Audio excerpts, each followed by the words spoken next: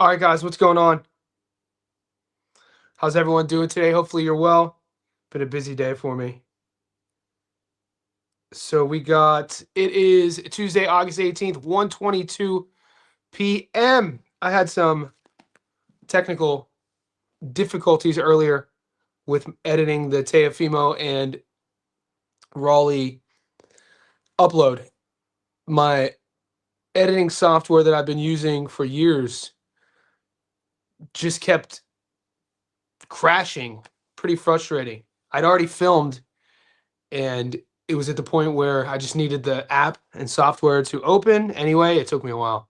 So either way, I had this live stream booked in at this time from earlier in the morning. I had a few different clients today, and I wanted to set aside 2 hours to do my filming because I wanted to upload a Stats Don't Lie video this week of Teo versus Raleigh. So if you haven't seen that, it's under the fight prediction playlist. You can see my breakdown, analysis, and prediction.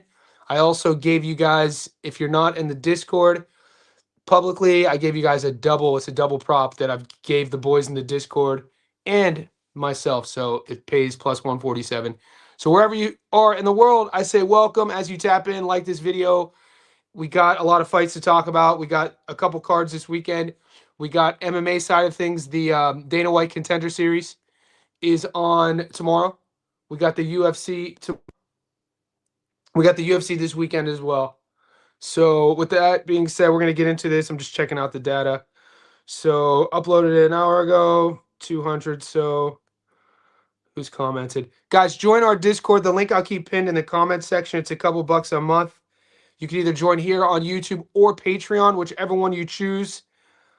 It gets you access. Also, guys, if you're already if you already have joined on YouTube or Patreon and you're not in the Discord, send me a message and I'll send you the link. And we're going to get this thing going. I'm going to pull up the odds real quick. I'm just checking the upload to see if it went through. I feel like Teo. What are you guys thinking? Teo. Everyone's saying Teo. 1, 2, 3. Anyone going for Raleigh? Anybody see a path to victory for Raleigh? You know, he could get it done. We'll see. I'm going to leave the link pinned in the comment section. Sup, Johnny? Actually psyched for the contender fights tomorrow. A little midweek treat. Yep. Fazio versus Brito will be a fire fight. Looking forward to seeing Perez and Ali. Yeah, guys, betting on the UFC is as volatile and as risky as a condomless whorehouse. Betting on the Contender Series is even riskier than a condomless whorehouse. Keep that in mind. Shout out to Mike.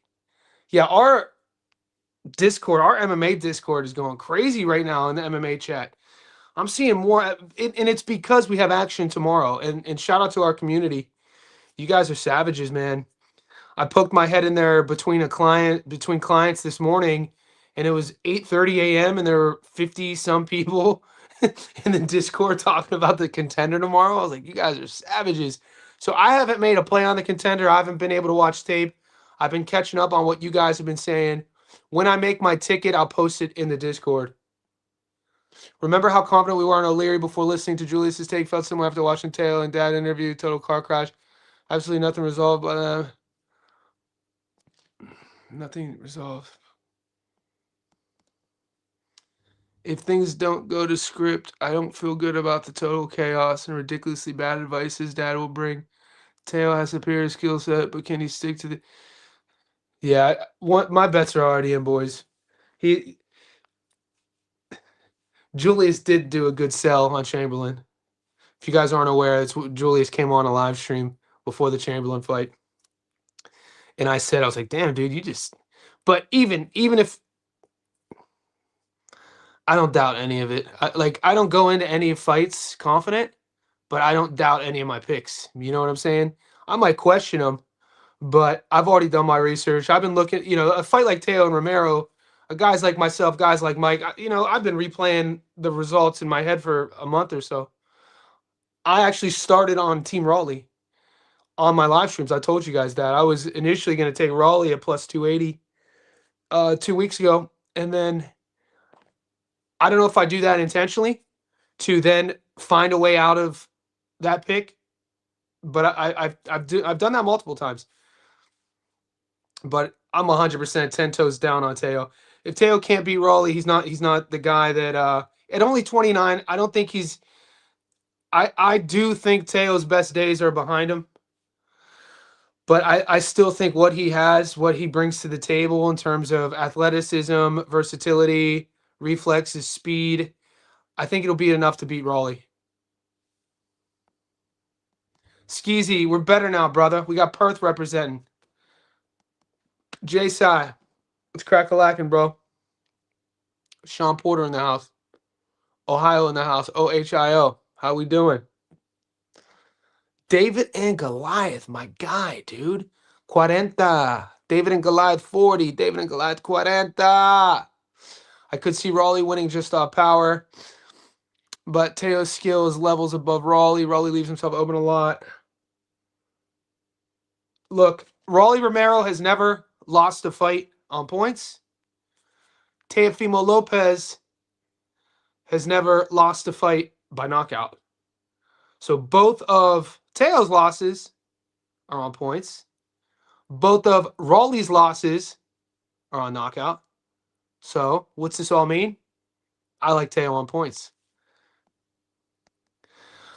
As what Kambosos did, if Raleigh lands something big, it could change the fight. The Teo that fought Taylor wins easy.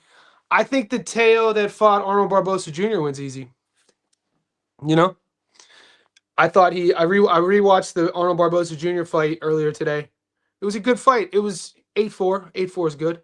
I think some of the judges had a 10-2. I scored an 8-4. That version beats Raleigh 100%.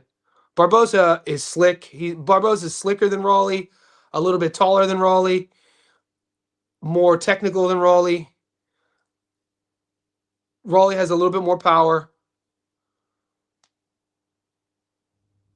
But yeah, I think, then if you want to do boxing matches, who would I take, Arnold Barbosa or Raleigh? I would take ABJ in that fight.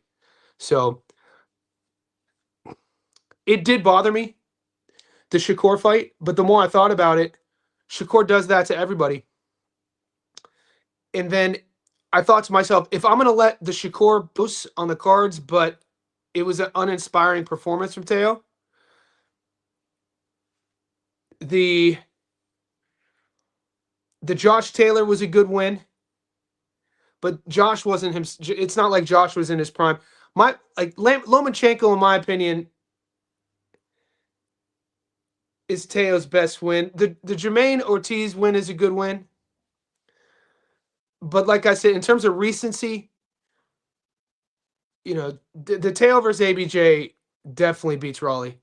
Raleigh's best win is Ryan, probably, and then you dissect that resume, you rewatch some of the film, the Jackson Marinus fight could have gone either way. The Barossa fight, we know, the controversy with that fight. So it's not like when it's not like when if you're picking Raleigh, if you're doing it because of the question marks you have on Teo, you could easily flip that and say, well, Raleigh has similar question marks. Not a lot of volume, not a lot of versatility to his sort of punches. I give him the power advantage over Teo. That might be it. I think Teo's going to be a 3-division world champion. And I think a confident Teofimo Lopez is good for boxing. Not a delusional, but a confident.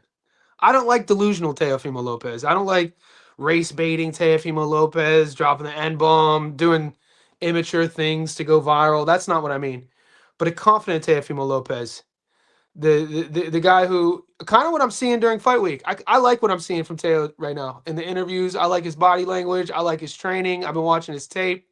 I like this version of him. I just hope he doesn't stop Raleigh.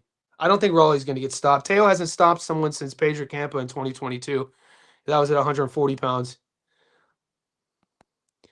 I see it being a slow fight with a lot of feinting. Neither guy wants to lead.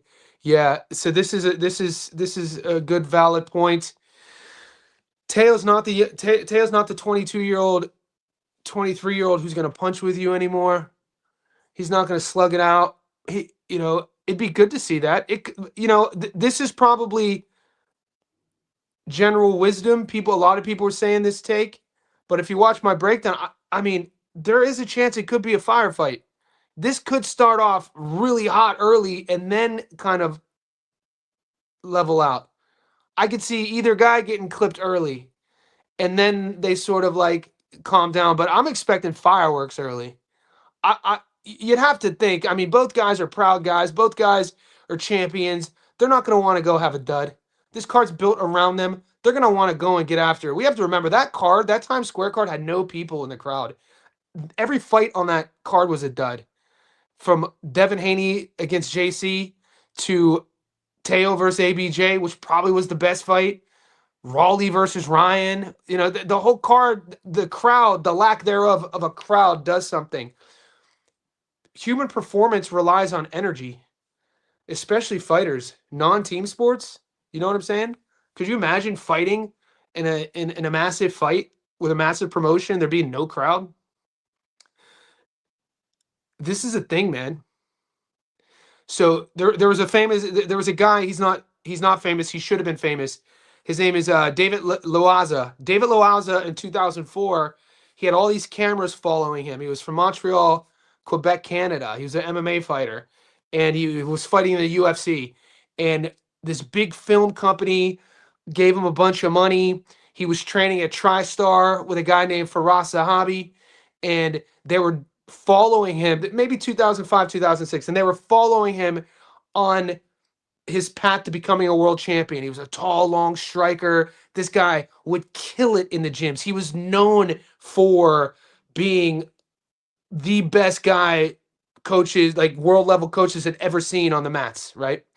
And cameras, and then he gets his opportunity, and on the biggest stage with the lights, with everything behind, everything in front of him, he just fell flat. And this kind of became the narrative on his career that never transpired anything. David Loaza. But you know who else was in that documentary? Behind the scenes, who was his sparring partner? A little known George St. Pierre and GSP, who went on to become a Hall of Famer. And I only reference this with the lights thing, with the energy thing. Some guys are gym heroes, but when the lights go on and there's crowds, they fall apart, they disappear, they evaporate. Some guys look okay in the gym, not really world beaters, and then when the lights are on and the world's watching, they turn into something else. And I feel boxers have a lot of that in them. I feel definitely Teofimo Lopez has that in him. So I expect the Teofimo Lopez on fight night in front of that crowd to be on point. I'm expecting big things from him. And I think Raleigh, I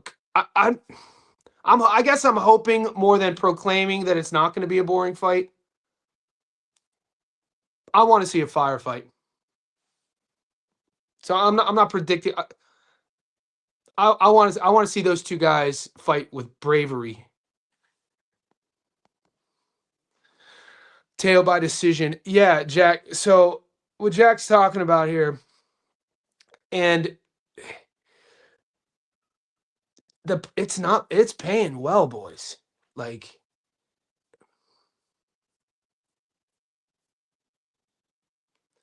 even the money line, and I'm not trying to persuade anybody's choice. I understand the Raleigh side. Like I said, plus 200. I was on that team two weeks ago. But if you're on the Raleigh side, plus 200 is perfect for you. Play that if you're on the Raleigh side. If you're on Teo, 45% return on the money line is a great play. Depending on your bankroll, I mean, I'm comfortable and confident. I have a lot of confidence in Teofimo Lopez right now. My Tuesday afternoon going into fight weekend, I'm very confident. So depending on your bankroll, I'm confident in going super heavy on that money line. I'm talking if you have a nice bankroll to get the 45% return. Even if you throw a G on that, you get $450. But it's a great parlay piece to double it. You play Teofimo on the money line, find a couple others, and you get plus money. But look at the points. Teo on points is 87%. Damn. This one right, I got it at 83. It actually has gotten better. So I get my app will give me the charts on the money line of the odds, but not the props. That 87% made is beautiful. That's my favorite. Guys, Jockson, Rojas. I'm gonna call you Jack. My dad used to call me Jack. In America, Johns are Jack somehow. I don't know. But 87% on points for Teo, mate. That's my favorite prop of the week. If you guys had to say, Johnny, what's your favorite prop play of the week? It has to be this. It's this, and then it's Serrano by knockout. I love that prop too. But Serrano by knockout isn't paying as much. This is awesome. Damn, that looks good on paper. 87%. What's up, Jerry Leva? Thanks for the McKenna win and Teo on points. I moved the line on Vegas with only 3,000. They're limiting people in the sports book for Teo fight. Wow.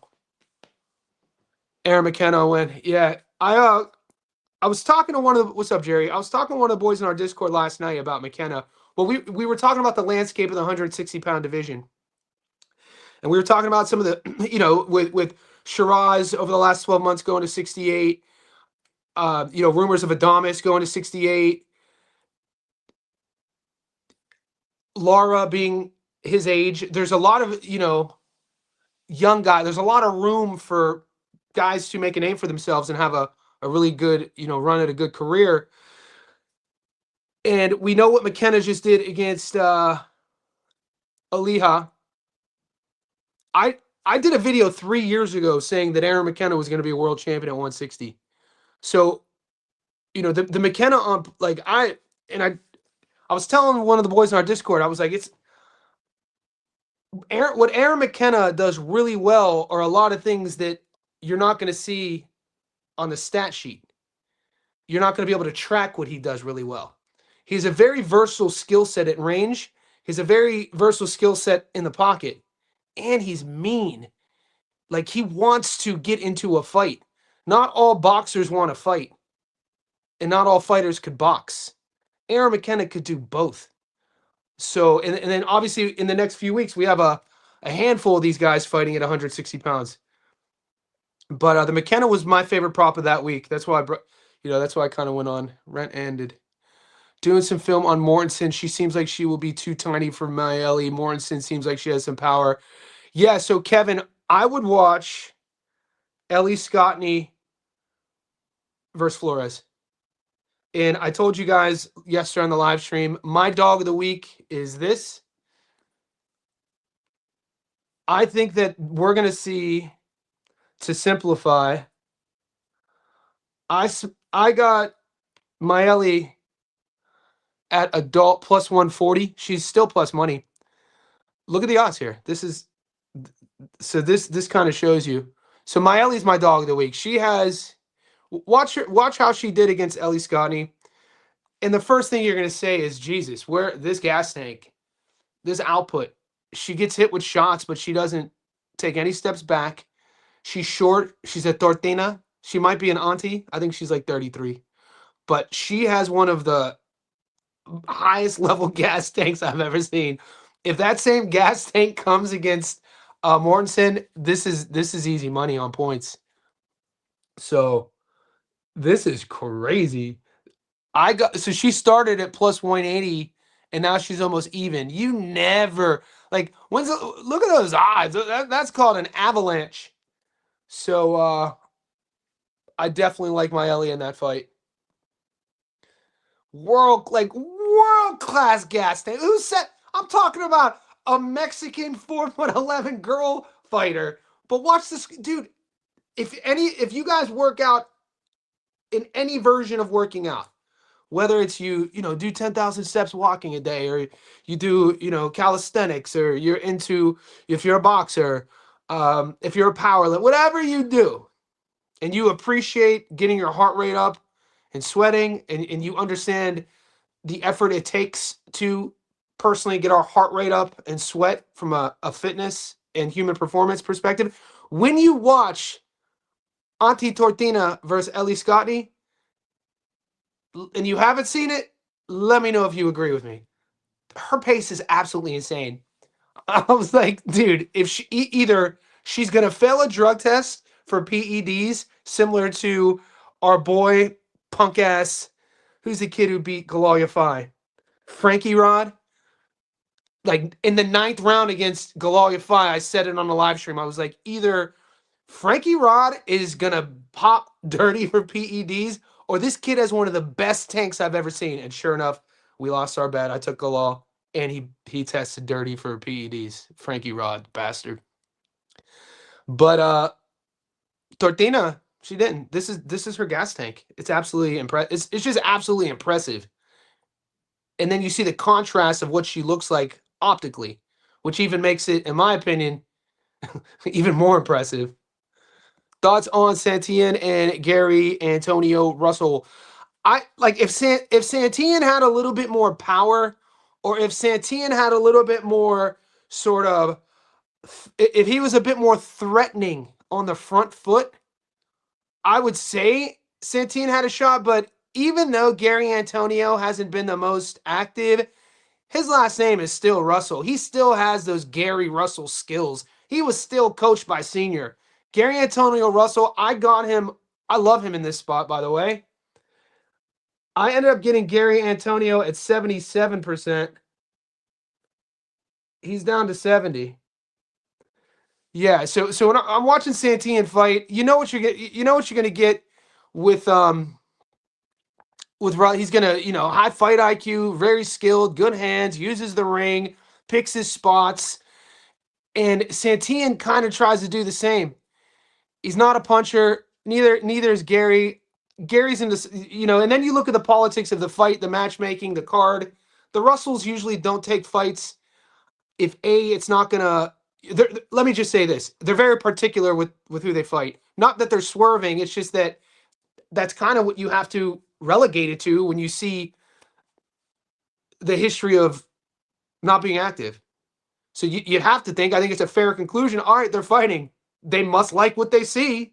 You know what I'm saying? And I like how they operate as a family and as a gym. They're very low key.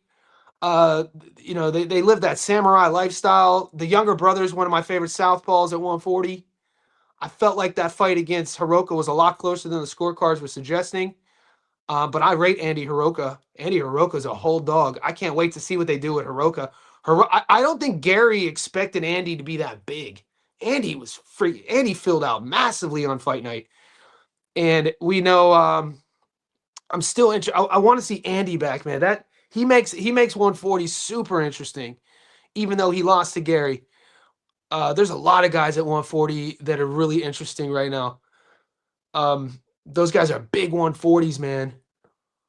But yeah, I like Gary Antonio in this spot on the money line. I'm not getting any props. If I were to get props, I think another crazy, like if you're already getting Gary Antonio at 70% on the money line, his prop points are going to be plus money. So wherever you are in the world, if your book is giving you Gary Antonio at plus money or a prop op, I would take it. I don't think he's stopping Santillan. Raleigh has more question marks than Teo. What's up, Jace? Hi. And this is what we have to come down to. Guys, if there's any fights that you don't want to bet, you don't have to bet. But if there are, like, this is a fun fight. This is a fun fight. It was a fun fight to talk about. It's a fun fight to discuss. It's a fun fight to banter. I've been burned on both guys before, on both ends of the stick, taking one. I took Arnold to beat Teo when I lost. And then obviously, I think the whole world should have taken Shakur on points against Teo, fed families.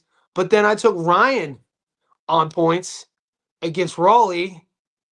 And Raleigh, in the breakdown, it's up on my channel. I said my heart is with Raleigh. I hope Raleigh wins, but I think Ryan's gonna do enough. And similar things to kind of what I said, but about Teo. But Teo's skill set's more well-rounded than Ryan, better feet, just more versatile.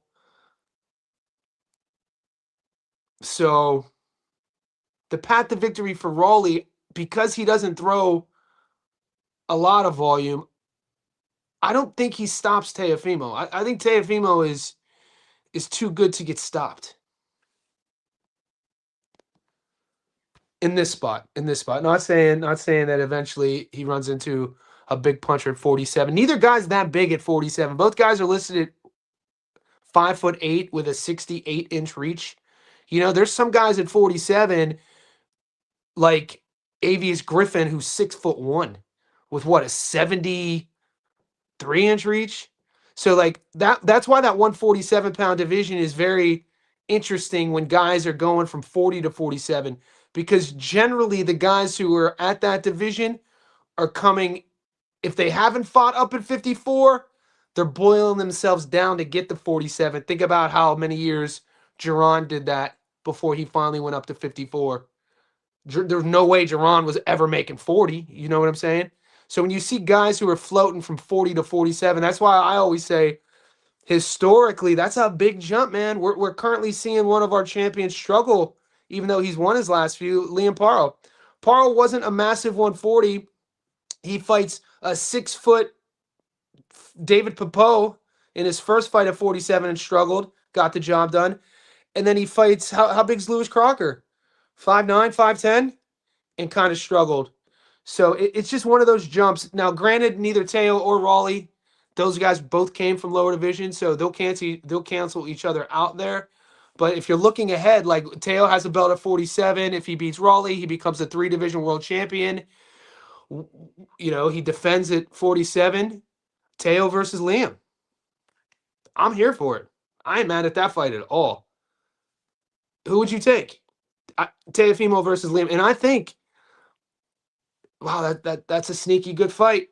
I know Liam, the thing you can't say about Liam Paro is that he ducks people. Liam Paro dodges zero smoke. I know that there were rumors just last week he wanted that Devinhaney fight. And I don't know what's going on with that. You guys know my channel. I try not to play politics.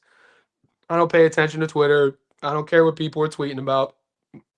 If the fight isn't booked in on our books and it's not about a fight in front of us, I could care less. But it is fun to think about, you know, if Teo beats Raleigh, who he fights next. Do you think George Litter? I don't think his opponent. I think George is a level above. It's going to be, you know, it's that British level. Will it be a hard fight? I think the better question is, will George Litter make it look easy? I mean, he's big, you know, he's athletic, he's strong. He sometimes gets hit way too much for my liking. He's still young, he's still figuring things out. I think the matchmaking's perfect for him to look good in this spot. I'm comfortable with George. He's on one of my tickets. I have him on a money line parlay, not paying the best. I think I got him at 12% return. But through my losses over the last year, I think I talked about this earlier on the live stream, either yesterday or last week, is that anything $1.10 and above, I'll entertain playing on a parlay if it gets me to plus money. And so if George was at like $1.07, it's kind of unplayable. But if you want me to dive deeper into that, let me know. I'm not stressing Litter's fight. How about Caroline? Caroline fights in 2 weeks. We'll cover that. What about Amanda Serrano? So what's up, Martin? Serrano is one of my. So I told you Teo is my favorite prop of the weekend. Here's my second favorite.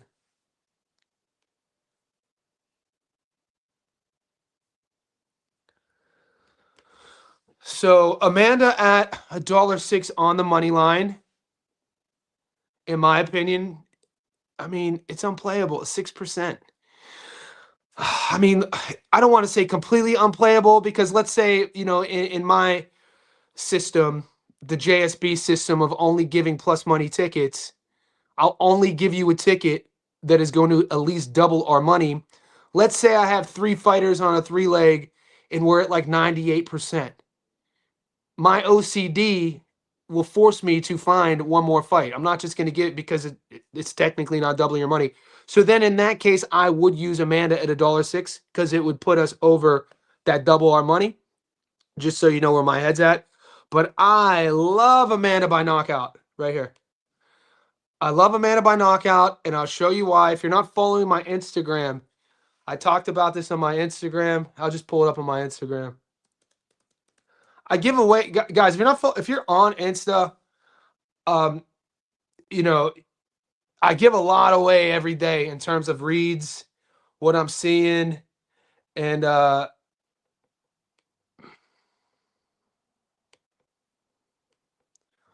So this is up on my Insta. So I posted this last night. The record for most knockouts in female boxing history is 32, a record tied by Christy Martin and Amanda Serrano. And then I wrote, knowing how Jake operates in his penchant for clever marketing, I would check your books if I were you to see what you're getting for the Serrano knockout. You know, he, Jake Paul, and MVP, they want that record, right? And so last night, I got her, and it hasn't moved. So great, great. So what I've done is I've taken this 148, 48% return, and I paired it with Teo on points at 84, and then I'm using that as a prop double. So I really like Amanda in this spot. Her opponent's been stopped before. Her opponent's not on her level. Her opponent's listed at 5'2". When you watch her tape, she looks like she's more like 5 feet. And Amanda's going to 100% break that record. There's going to be people in the crowd expecting her to break that record. It's a 12-rounder. There's 12 2-minute rounds in this fight. So just keep these things in mind. And this is what I tend to use my Instagram story for. Stuff like this. And people were asking me, I posted this earlier today. You already know my take on it. This is the last time Teo stopped somebody. The Pedro Campo fight. 2022. So, I mean, I'm not expecting, and I just uploaded that, guys. If you haven't watched my breakdown, watch that. That's on my YouTube channel. Stats don't lie. The fighter predictions playlist. But there you go. Do you think Nikita has an easy win? So I don't ever want to say easy. I know Ben Monty well. You Americans are going to read his name and say Ben Mahoney. The Aussies, it drives me insane. They pronounce Mahoney as Monty. I don't know. It drives me insane. So Ben Monty, he's skilled, man. He's a lifelong combat sports athlete. He cut his teeth initially in Muay Thai and kickboxing. And he went viral in 2019 when he broke Ben Hussein's jaw. And Ben Hussein, we just saw Ben Hussein. That's a good win. Ben Hussein's has a decent little domestic pro career. Asking for big fights. He's an aggressive puncher, and Hussein's coming off that when he was a plus 300 dog against the Kiwi kid. I forget his name, but Mahoney Ben's not a puncher. Ben's more of a, if I had to categorize him, he'd be like a slickster. And I think once he feels Nikita's power, this is the issue.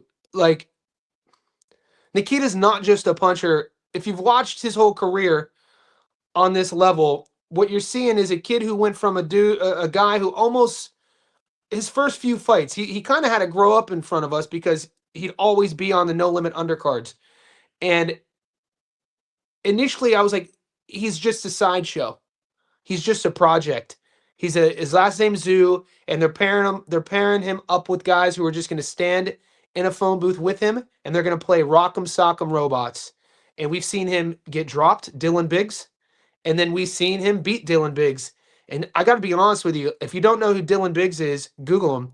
He won the WBC Grand Prix tournament in Saudi last year. Dylan Biggs is a tough out. So when Nikita beat him, I was like, damn, dude, Nikita might not be a sideshow. This is a couple years ago. And then as you watch him fight after fight, mate, you're like, he's not just a slugger. He's added movement to his game. He's athletic. He has if I had to compare the two, him and Tim, Nikita has better feet than Tim. Nikita's definitely added more slickness to his game than Tim. I think Nikita's a better athlete than Tim. So the question for me isn't, will Nikita beat Ben?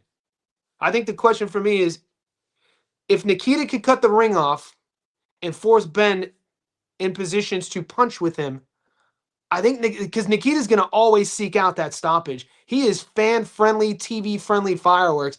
This is a kid, man. If Nikita could maneuver through the Australian domestic scene, and Ben is ranked in the top, I think, 10 internationally, I think, with the IBF.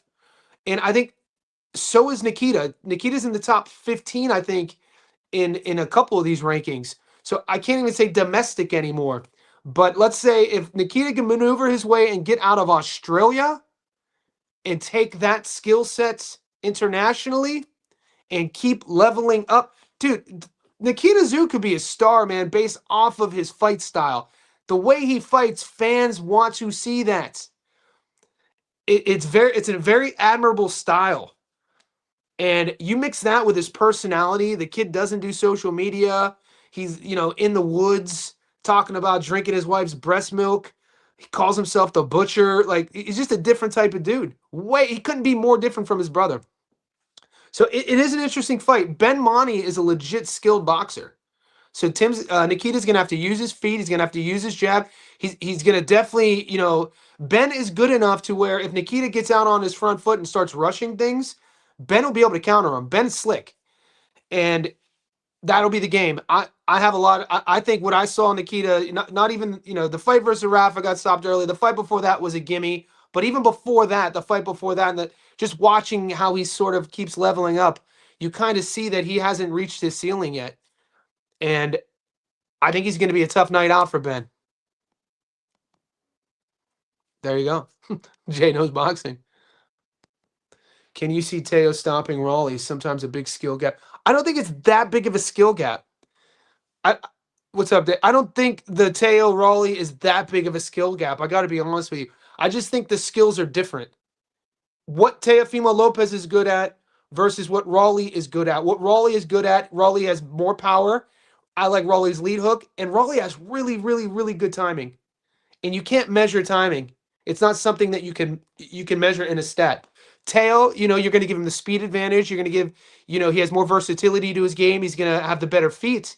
But it's not like the skills that Teo has over Raleigh are like this gap we see of like, I'm going to use it when we saw like Sam Gilly versus Aston Brown.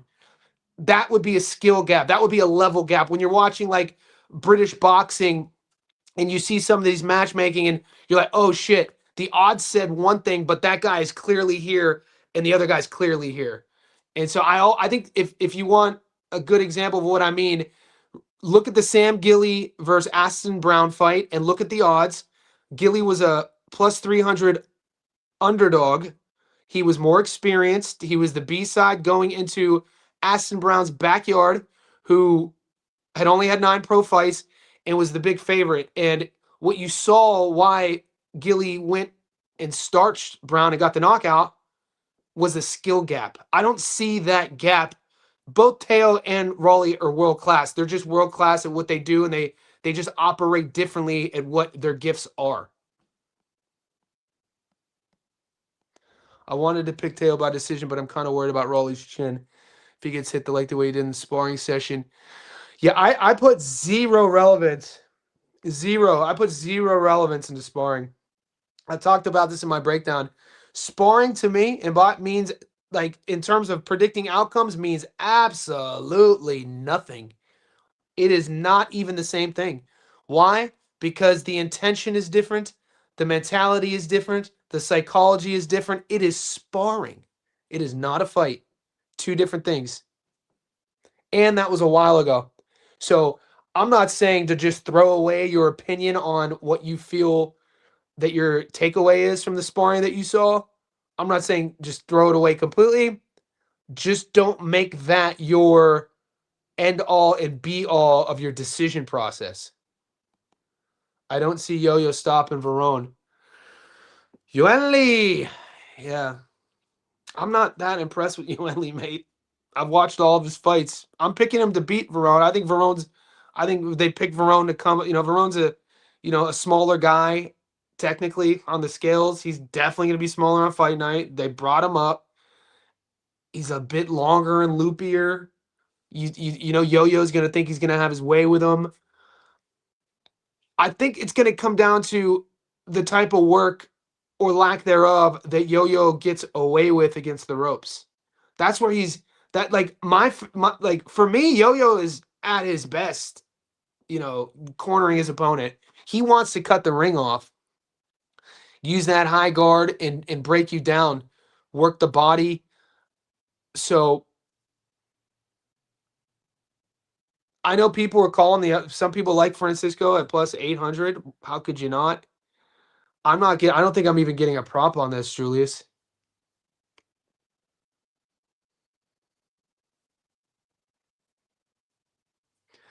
These the Jamal Harvey odds, this matchmaking against Delville is criminal. Don't even bother taping that.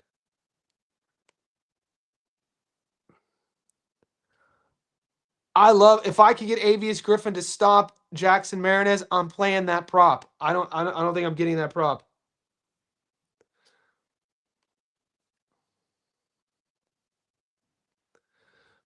Emmanuel Buttigieg is getting a layup, by the way. This is one of those fights. He didn't look that good this is a layup. TMA Ayton, she's young. This is a layup. Jimmy Sains, I think these odds I mean, tell me what you think of Tom Colling when you watch his tape. Tell me what you think of Tom Colling. But Jimmy, he didn't look great in that last fight. That's why this fight's being made, because I bet you he looks good in this fight. George Litter versus Morello. Am I getting props on this? Nope. Litter's just gonna. Morello's the type of guy at this level. Litter is just gonna get by with his athleticism and his physicality. He has good speed too. Litter, where his shortcomings are for me, George, is his seasoning, is his fight IQ, is knowing how to manage a gas tank throughout a championship level fight, knowing how to not pull the trigger when you want to pull the trigger, throwing punches at different speeds, not loading up, learning how to walk your opponent onto something. Um, that's but from a skill set perspective, the physicality perspective, this kid, he ticks a lot of boxes for me. It's just when he'll have these performances where he frustrates me for all the things I just said, because these are things that you could coach. These are coachable things that you could work on. Tactics.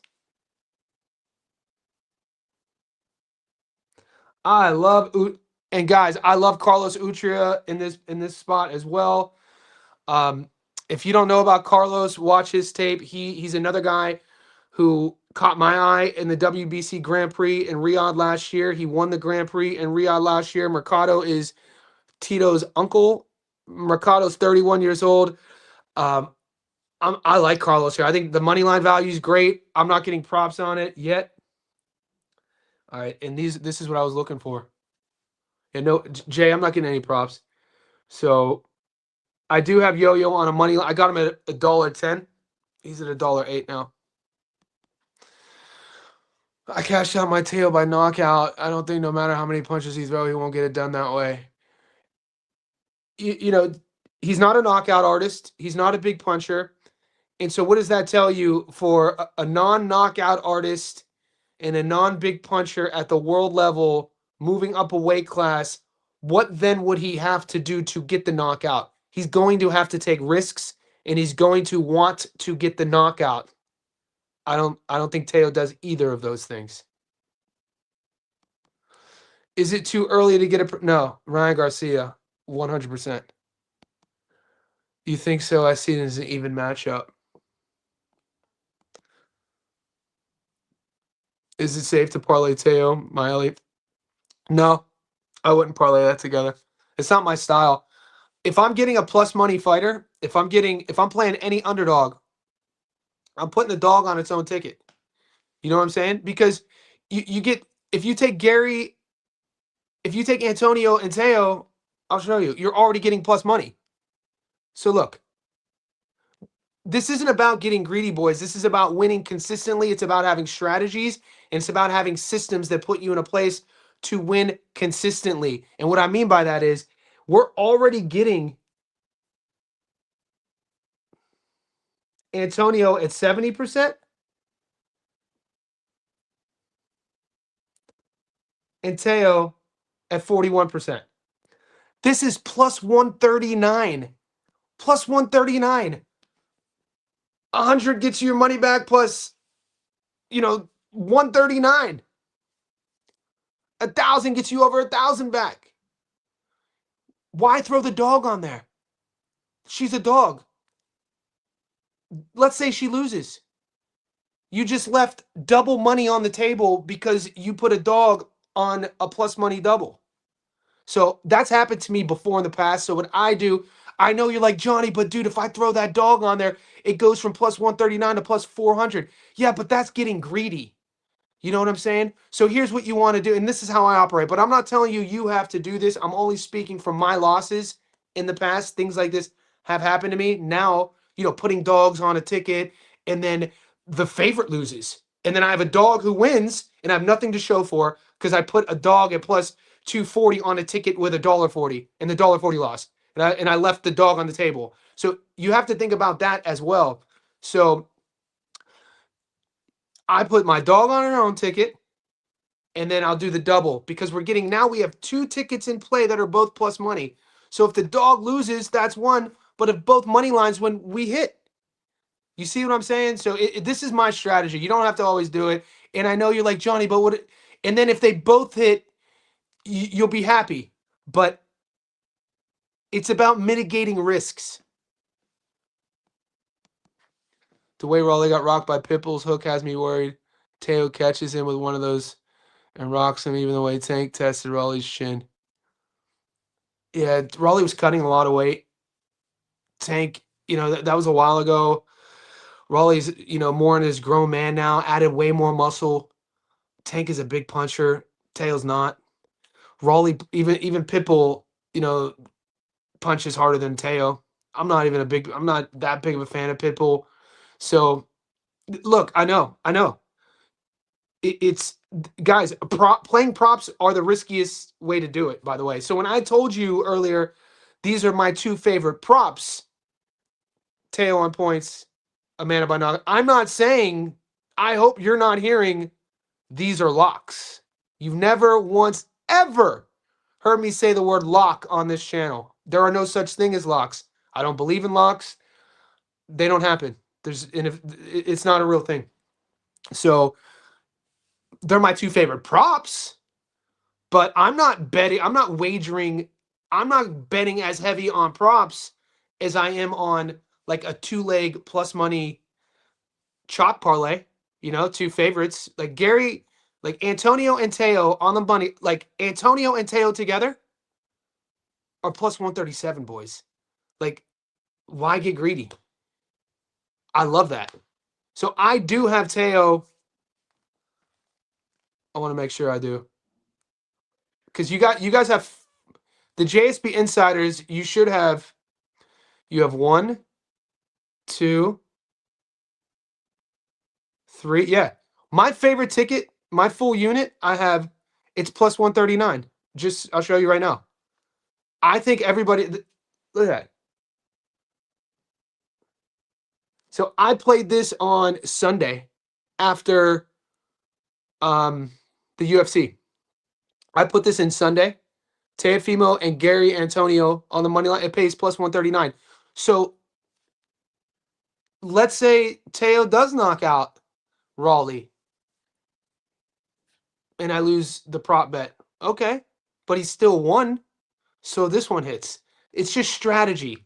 So all of my strategies that I operate on have been derived and have originated from my losses. You see what I'm saying? So everything that I'm doing financially with money being put towards my betting, this is all sort of an outcome of me fine-tuning my systems. Zoo ain't losing in Australia. 54-0, big dog. 54-0.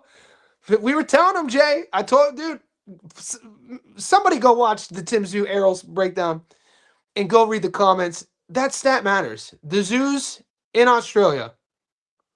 Tim, Costa, Nikita, 55-0 in Australia. How you feel about TMA? Yeah, TMA is good. She's in a good spot to get a win. she's young. She still might be a teenager. She's still polishing her skills. You know, watch her tape, go to her Instagram. She's always in the gym. She's always grinding. I think she's either dating or engaged to a domestic. Maybe he's a British level fighter. So she lives this life, right? And you're gonna have your growing pains. You know, she's looked decent in some fights, and some other fights it looked like you might have got a gift with a gift decision and a 4-rounder that could have went the other way. I'm not playing her because it's like the odds are so wide, but she's in a spot to look good. George Liddard is in a spot to look good. Buttigieg is in a spot to look good. That's that card. I'm not going to quite compare it to our Aussie cards when I call those feeder cards, but what I'm looking on the matchmaking here,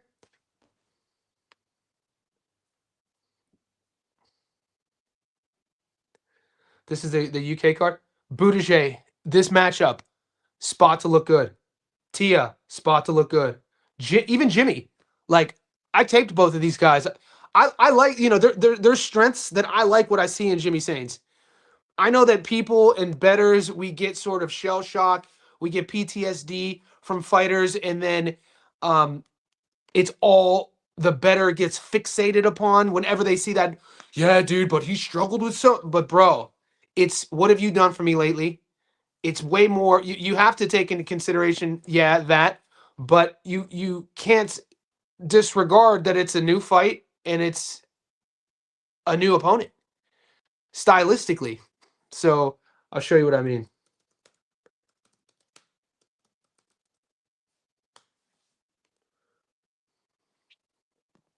Because I've been getting a lot of questions about the Jimmy Sains fight. Guys, we're going between 70 and 80 in the live stream. Could you like the video for me if you forgot to do that?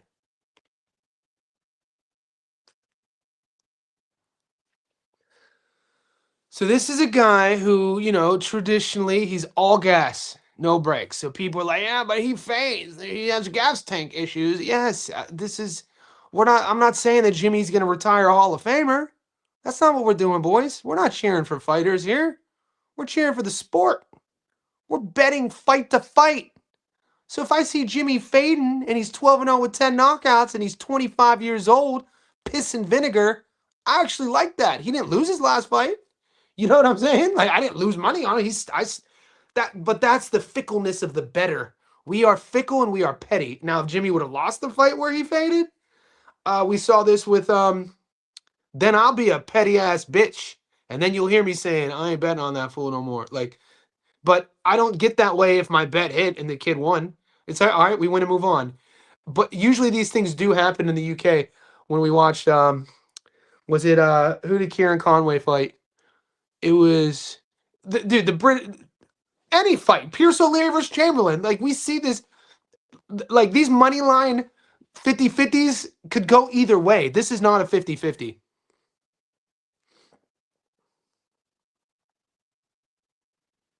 Oh yeah, Derek Osaze, because he won a majority decision against Derek Osaze, who was 13-3. People got scared. So Jimmy fought Troy Coleman and stopped Troy Coleman, if we want to play that game. And Tom fought Troy Coleman. How'd we get there? What the hell? Tom lost to Troy Coleman. So that was only 18 months ago. Okay? It was a close points decision.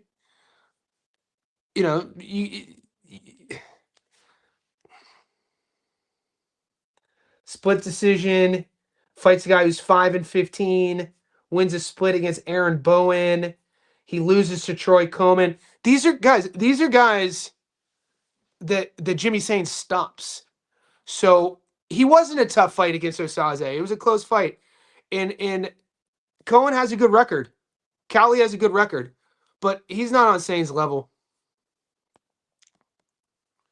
Rolly was drained. I watched that fight with Pitbull closely. You can see it after a certain point. The weight cut got to him like Eubank versus Ben. He'll survive Teo's accuracy. Nikita has struggled in the past, although early in his career, Mahoney is levels above any of his other opponents. Would you take Mahoney to beat Do you think that Ben would beat Dylan? I don't know. I don't know if I would take Ben to beat Dylan.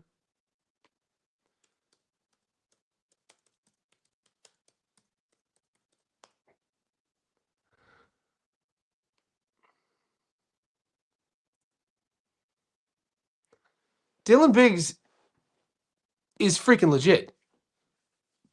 18-1, one loss. He's only 24. This kid is big, young, getting better. The Bow Desert Storm, baby. What a nickname.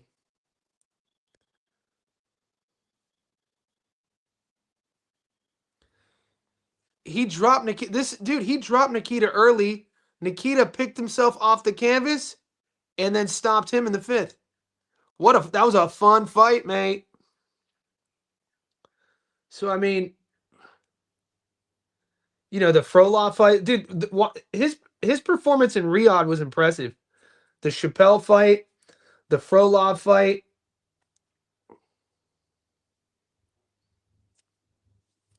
He's still waiting to get a big fight.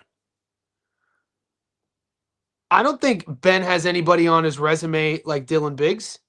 Let's check.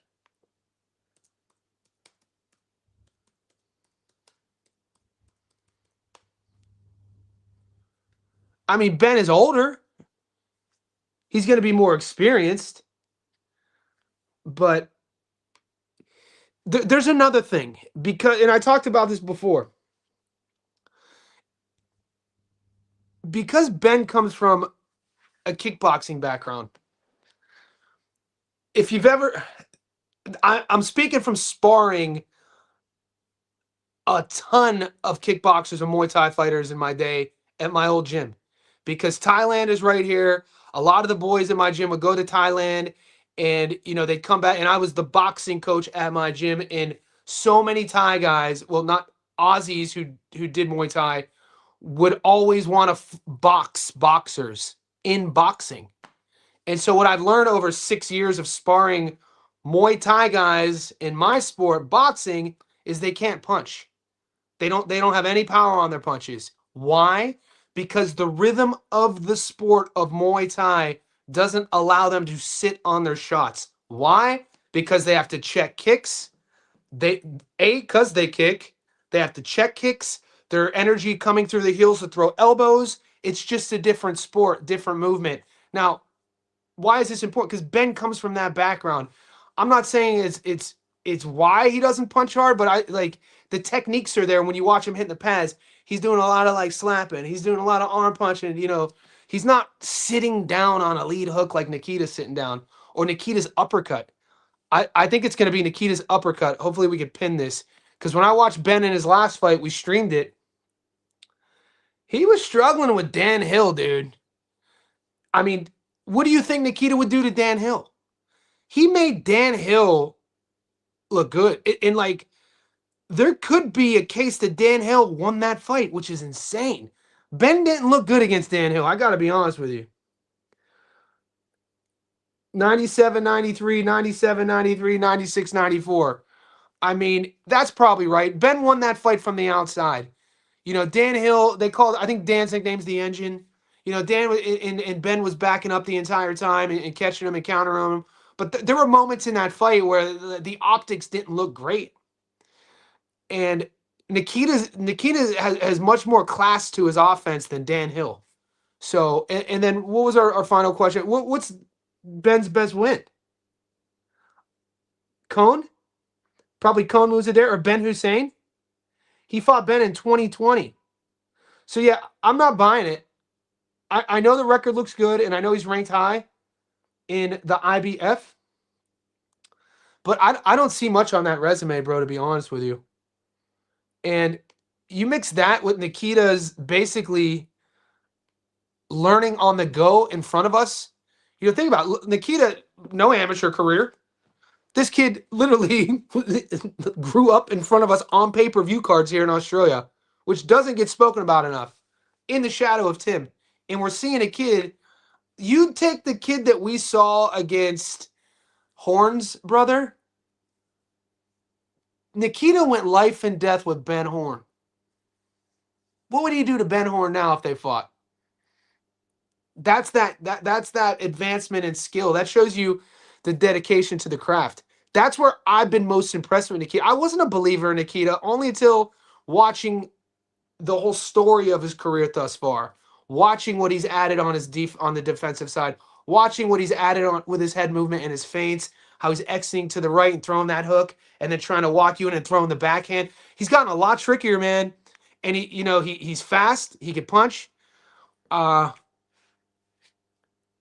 yeah, I think Dylan Biggs is a much better win than anyone Ben has on his resume. No Limit ain't letting that cash cow gonna lose. Yeah, not gonna happen. Well, but 17-0 is gonna look good on the resume. Plains Devil's Advocate, the 2 knockouts that got Raleigh were from him coming into the punch. I can see him running into a Raleigh punch as well. Money line for me. Scare money, don't make money, boys. Teo was making Barboza miss, taking seam off of his punches by dodging. His reach was 4 inches longer. I'm a fan of Barboza Jr., man. I actually picked Barboza at plus 240 to win that fight. I scored it 8-4. Teo impressed me in that fight, just how he managed um, Barbosa's sneaky, and he's tricky. He can be aggressive, not a puncher, but he's aggressive, and he likes to fight you in the pocket. And Teo was using his speed and his movement to offset a lot of that. He wasn't letting Barboza, sit and throw. He would feint, punch, move, feint, and he got an engine on him. He impressed me in that fight. Who would you take, Dalton Smith or Andy Hiroka? I mean, the question fresh should be who am I going to take, Dalton Smith or Alberto Puello, because they're fighting. You got props on Avius Griffin. If I get props on Avius Griffin versus Jackson, I'm taking Avius by knockout. And Jackson's 35 now. I talked about Avius earlier. He's kind of a project. There's some parallels with Avius and Ammo in terms of like really tough kids growing up, not an amateur background, guys who are really doing it because they need to do it. But with Avius, you got a guy who's been, taken under, Bomac took him under his wing. So he's been sort of bred and molded as a pro at B&B Boxing in the same gym with Bud Crawford, those guys, Lester Martinez. And he's a 6'1" welterweight. And he could punch. Super aggressive. And, the loss to J-Rod actually has aged well. You know what I'm saying? So if I could get the Jackson Marinez knockout prop for Avius, I'm jumping on it. But this is what we do, boys. Like, all I need is a path. All I need is if I see a path, I'm jumping on it. Now, my path on a prop isn't going to be as heavy as, something a little bit more safer, but, Teo money line, Antonio money line. In terms of money line plays, those two we're getting plus money at. Maybe I'm too confident in those two. And sometimes, and it's only Tuesday, and you guys know I'm never confident this early, but I am on those two. I placed that on Sunday. Some time away for Neba to upset Andy Ruiz. Ruiz just hasn't fought in forever, David. 2 years. He's only fought three times since 2019. I haven't, guys, don't be offended when I say this. I haven't thought about that fight. I haven't thought about it. I know it's just not on my radar. Amanda 7. My guy's back. I haven't seen you in a while now, Netta. No one say that now, Netta, like you say now, Netta Powder. I don't even know what that shit mean, but it sound good. 7-12. Yeah, 12 rounds. She has 24 minutes to get it done. She's going up against a girl who's been stopped before. She's going up against a girl who's short, a little like this matchup was made to be history. If you don't believe me, if you're just tapping in now, I already covered it. Look into it. And then answer the question, why is Amanda Serrano by knockout? Why is that history? Google it. So you wouldn't be worried. Hell no. I got Nikita in my long parlay. I got Nikita in my quarterly parlay. Guys, Nikita Tszyu, Callum Peters, and Kira Rustin are going to feed families as soon as soon as my book lets me get 50 cal and Kira, I'm going. I told the Discord, but that will be my heaviest bet of the year. Is those three on the money line. The boxing gods have blessed us here in Australia as bettors with our third Aussie card in 4 weeks. We've gone 100% over the last two. This is what we do. You have to know about the politics of matchmaking, whether it's domestic Japanese fights or we got an Eye of the Tiger card in Montreal coming up September 1. Guys, we have so much money on the table. You have no idea how stoked I am. I talked about this yesterday in the Discord. I shared the schedule for you. September 1st and October 1st, the boxing gods are blessing us with 2 Eye of the Tiger cards. Like, what is it? Walter Matthews on one of them. Matthew Walters on one of them. My bad. Wilkins. Wilkins Matthews on one of them. And then John Arobio, he's getting a headlining spot, is on the other one. And if you don't know why does this matter? Ask somebody. The bettors here, the boys here know why that matters. So Eye of the Tiger to start September, Eye of the Tiger to start October. Next week, our third Aussie card in 4 weeks, dude. Feeding families. So if there's fights that you're a little bit hesitant on this week and you don't want to bet, you don't have to bet. I am going the heaviest I have gone all year as soon as my book here in Sydney lets me bet on Kira and Callum. And I'm taking Kira, Callum, and Nikita, and I'm going freaking heavy. And I've been saying it since we saw the card announced. Kira Rustin is a whole dog, 50 cal, one of my favorite young prospects. Dude, these two. If you haven't watched Kira Rustin fight, Google him. Griffin Marinez will be a bloodbath. I don't see any front. Nah, dude. Hey. Nah. Jackson got stomped. Jackson got stopped a bit against Lindolfo. Yeah, but Lindolfo is not a punch. Lindolfo is a 140-pounder who can't punch. Lindolfo Delgado is a 140-pounder who can't punch, who lost to a domestic. He lost to our boy in Mexico, and they gave him the dub, and we can't be pissed because we had Lindolfo on our money. I mean, some people think Lindolfo lost to Elvis. The Elvis Rodriguez fight. The Elvis Rodriguez fight was close. But when Lindolfo fought our boy Gogo, what's his name, in Mexico? I mean, we hit our parlay, but Lindolfo didn't look good. He's not a puncher. And he stopped Marinez not that long ago. Bro, Avius is a 6'1" aggressive, mean puncher at 147 with a chip on his shoulder. Boy, let's go. Morello coming up from 47 has little or no power. See, Jay, this is why you feel me? It's these factors you have to talk about. We're not going to get stoked about every matchup, but if I'm taking a side, so people are talking about, and I said I won't bring it up again. I got messages about. I'm not going to talk about it, but this is what Morello. This is why I love George in that spot. What's your confidence level on Gary Antonio? High. It's very high. If you're just tapping in at a minute, at an hour and 8 minutes, I covered this already. To keep things short and simple, the Russells aren't taking fights that they're not going to put their hand up for any fight. If Santillan could punch, if he had more power, if he was more of a threat on his front foot, I would be a little bit hesitant. But hand speed, skill set, feet, fight IQ, punch arsenal, using the entire ring, Antonio to win rounds. Gary Antonio's a Russell. I mean, he's not his older brother and he's not his younger brother, but he's still a Russell. And he's not a slouch. His one loss came to a headbutt clash in a fight that got stopped due to a cut. Morello had been knocked down last 2 fights. Dude, Litter's another one of these guys. When he starts front running, when George gets on his front foot, when he starts front running, when that confidence is kicking in and he feels that, there's nothing coming back, he turns into a bully. That's one of the things I like about George. Jay, let him know.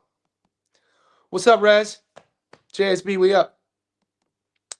Tia Ayton is fighting a man. It's a man, baby. Yeah. Dude, it's only Tuesday and the boys are getting, we're getting ranty. We're already getting sweaty and ranty. The rants are heating up. Guys, you boys told me to ask to, I'm bringing on a guy named Keith Moore Boxing on YouTube. Him and I are going to be doing a collab later in the week, so look out for that. I didn't know, like, Keith and I have been linked on Instagram for a while. I didn't know that this was Moore Boxing.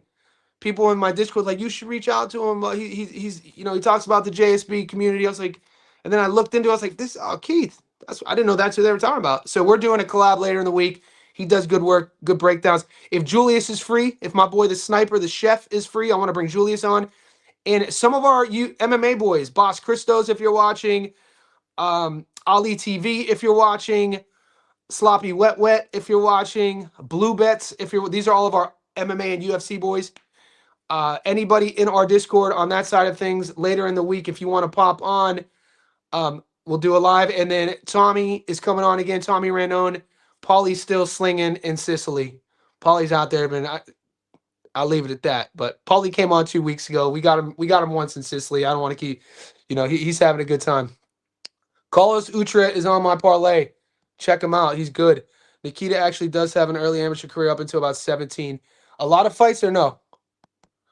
Would Zoo 50 cal and Kira make the? I'm not sure yet, Jay Sai. This is the thing. We got Nikita at 27%. We would need to get lucky with Kira and Callum somewhere, both being between 20 and 30 to get it. We'll see. If we fingers crossed, if somehow we got Kira and Callum both at 22% and Nikita's we'll see when it comes out, but I can't make that call until I can't predict the future. You know what I'm saying? You guys think I could predict the future? Nobody could predict the future. We already know you taking Dalton. I don't know about that. I don't know, man. What are you talking about? I feel jaded. Alberto's one of my favorite fighters. What do you mean we already know? Fresh, what are you talking about? He might be on a parlay. Dude, I took Subriel to beat Dalton. I took Playo to beat Subriel. So I'm 0 for 2 there. I did think Playo beat Subriel. I took GAR to beat Playo. Playo's kind of, now that I think about it, Playo has been my Achilles heel. I never win on him. I picked GAR to beat him. Playo won. I picked Subriel to beat Dalton. Dalton won. And I picked Playo to beat Subriel. Subriel, he's one of these guys, and I'm taking Dalton, but I do like Playo. Johnny, I think Ben gonna be tough for Zumani. Is no push-up. I disagree. I watched Ben's whole career, man. I think that Ben needs the fight to look a certain way. Ben is most comfortable when he's dictating pace, when he's dictating range. Look how much he struggled against Dan Hill, a C-level clubber. And that's no shade. I'll give Dan Hill's probably a B- guy on the Australian domestic scene. Under 10 fights. You're talking about Ben's going to struggle with it. Why did Ben struggle? Well, Ben struggled because he can't punch, and he struggled because of Dan's pressure. And he was, 96, 94, 96, 94, 97, 93. But there was some boos in that crowd when those scorecards were being read out because some people thought Dan did enough. The optics were on Dan's side. He was on the front foot.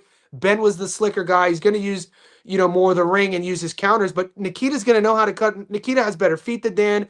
Nikita hides his offense better than Dan. I think Nikita's going to force Ben to punch with him. I could see Nikita stopping Ben. Desert Eagle. Thoughts on Spivak, Petrino, Mike from Melbourne, Aussie.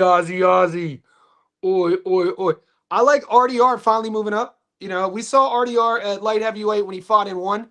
I thought one of RDR's best performances is when he beat my boy, Onglan Sang, at light heavy.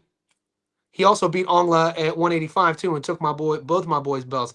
RDR when he was at 1 was a beast, and Onglan Sang is one of the best fighters from any other organization to not go to the UFC.